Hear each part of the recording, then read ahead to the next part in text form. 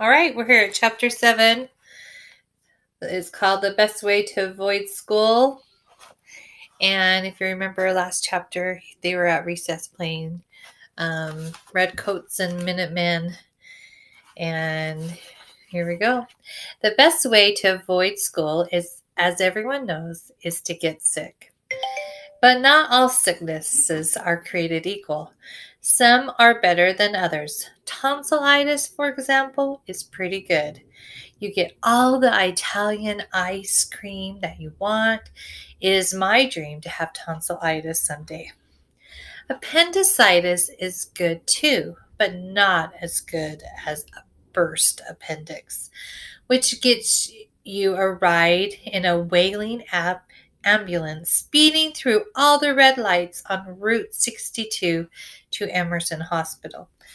This happened when Calvin's appendix burst and our mom found him on the kitchen floor. He has all the luck.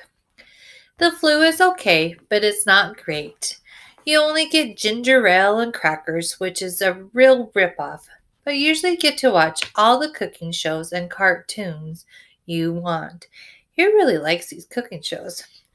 A common cold, one bad tasting zinc drop, some tissues, and you're back to school the next day. Medical mysteries. If you get foreign ancient syndromes or barking madness or squeaky chalk phobia, get it. You're back in school the same day. Oh, it says forget it. So you have to be patient. It's like choosing a car or a house. My mom says you shouldn't jump at the first offer because a better deal might be right around the corner, and it was. One day, Jules was out with chicken pox. Don't go near Jules' house, Miss P warned our class. It takes 2 weeks for all those blisters to scab over completely. Until then, Jules is highly contagious. Remember, we had the word non-contagious. This is contagious. Highly contagious. I felt like dancing. I nearly burst like fireworks, but I didn't. I had to wait until after school. It was hard not to go near Jules' house. It was on the way to everything. It is though Jules' house was a big magnet, and I'm iron filings. And every time I so much as step out of my house, I am yanked towards it, just like that. Remember when we did magnets and iron filings?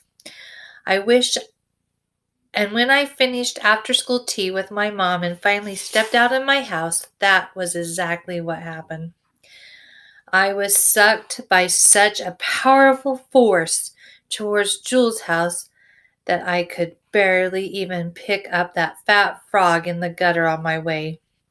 And when I got to Jules' house, there was already a line behind a tall bush in front, just like the line at the cinema when a scary movie is playing. Hey guys, I said. Shh, hissed Eli.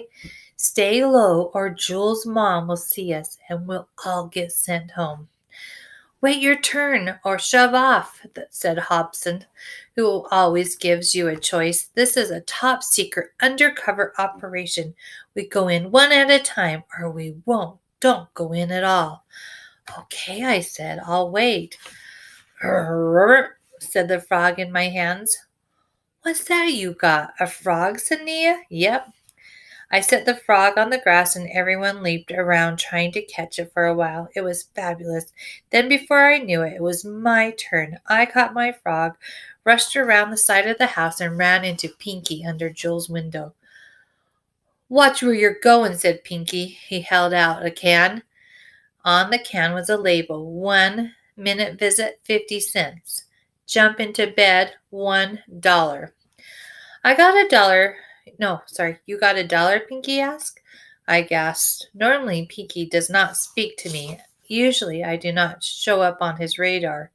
Not one bleep, not one flicker.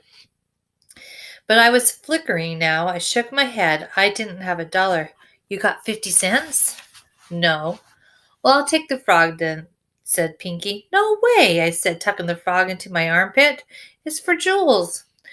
No dollar, no frog, no service, said Pinky. Wait, I said, remembering an unchewed piece of gum in my back pocket and took it out. It was warm and soft. Pinky grabbed the gum, unwrapped it, and stuffed it into his cheek. Okay, he said, 9. 9, you get 1 minute. I took my frog and hopped through Jules' window. Jules was in bed. I gave my frog to Jules. Thanks, said Jules. Ribbit, ribbit, said the frog. Ribbit. So where's the chicken? I asked, glancing around Jules' room. I was wondering that myself, said Jules. I wish I knew. It was really disappointing. How do you catch chicken pox without first catching a chicken? I came to catch the chicken pox, I said, not the plain pox. But the plain pox wasn't too shabby. It had turned Jill's head into a potato covered with red eyes. Some eyes were crying, others were crusty like sugar on a cookie. It was great. Jules had never looked scarier. Here's a picture. So what you doing? I asked. Nothing, said Jules. Well, maybe I'm scratching a little. Jules was scratching like crazy. I do not know if Jules is a girl or a boy. Sometimes Jules plays with the boys. Other times Jules plays with the girls. Jules stands for Julian. Or it could stand for Julia. It's hard to tell. The blisters didn't help either. In fact, they made Jules look like neither boy nor girl. Instead, Jules looked like a good, dead alien. A real live alien potato fresh off a UFO. You're so lucky, I said. I'd love to look like that. Yeah, said Jules. It's really great, except for the itching. You got any you can't reach, I asked. Yeah, right in the middle of my back, said Jules, squirming. So I gave Jules a hand, and I think it's one of those rules of being a gentleman, but I don't really know. I can't remember. Thanks, said Jules. Anytime, I said. Time's up, Pinky hissed from the window. Dude, I said. Dude, said Jules. None of us caught the chicken or even saw one, so none of us broke out with chicken pox that day, nor a plain pox either. It was terrible disappointment.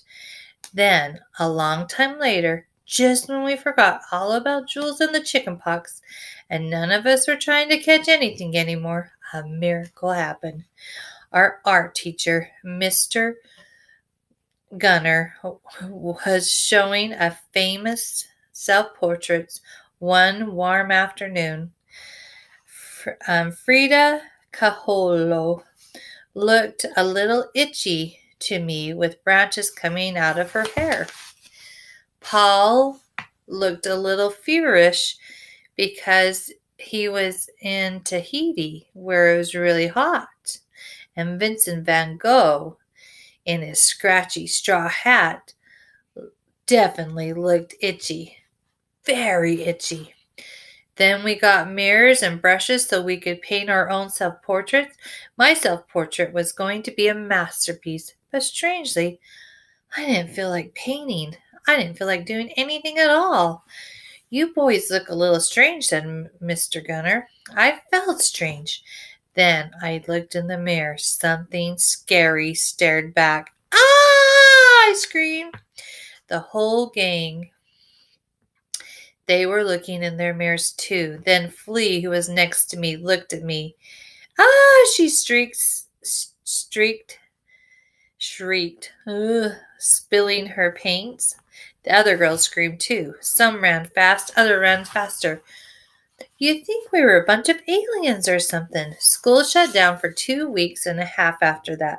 There was a story about us in the newspaper so that people as far as Andover, Massachusetts, which is hard to spell, read about the great chickenpox epidemic in Concord. We were famous, the newspapers said.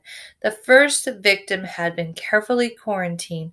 All the children had been warned to keep away, but the epidemic Ever How the epidemic ever got started was a complete mystery. There they are. So they're kind of like us. So they all got the chicken pox. So I hope you are staying safe and staying healthy. And I miss you guys. Bye.